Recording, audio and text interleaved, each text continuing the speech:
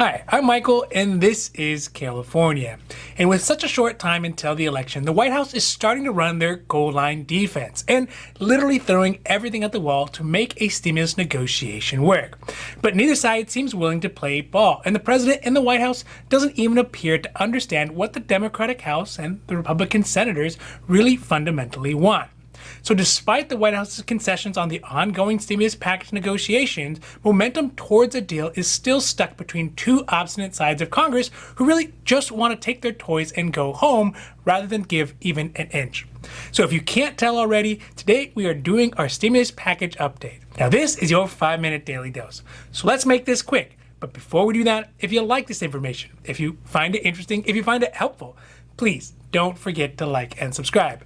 That way you can get updates when our newest and most informative videos become available. So yesterday, the Treasury Secretary Steven Mnuchin had said that the White House is willing to continue to negotiate on funding for pandemic testing.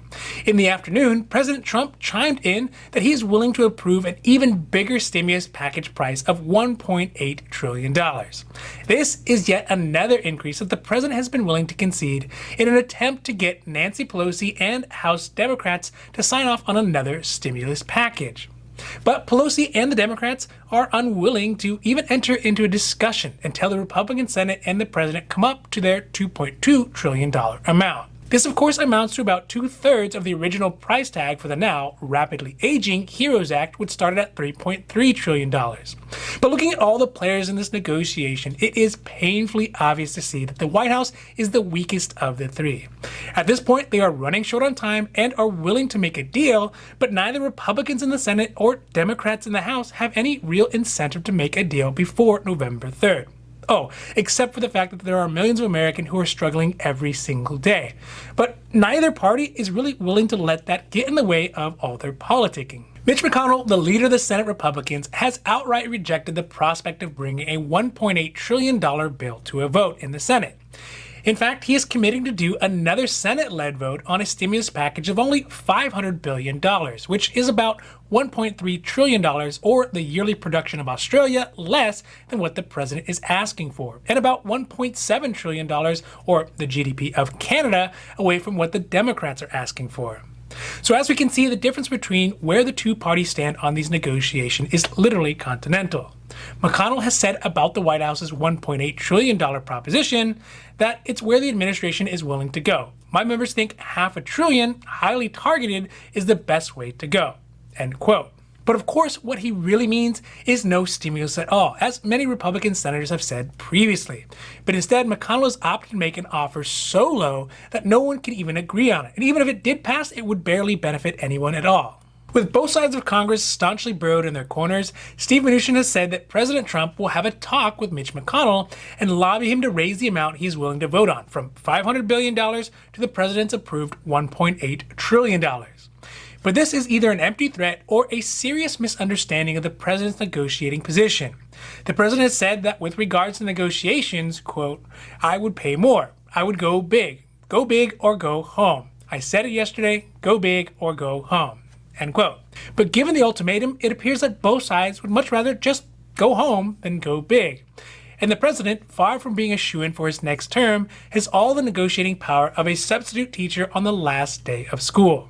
Looking at the statements and the actions of the president, it would be easy to say that this is nothing more than grandstanding. He isn't really trying to make anything happen because he doesn't really have much power to do so. At this point, this is probably just an attempt to shirk any responsibility he may have at getting the country stuck at this point. And he is just hoping that with all these unfruitful efforts for a deal, we, the American people, will forget the mismanagement of this health crisis and economic downturn as we all go to the ballot box. One thing that is strange in this whole negotiation is that for a person who wrote a book called The Art of a Deal, it doesn't seem like he understands what both sides of the negotiating table really want.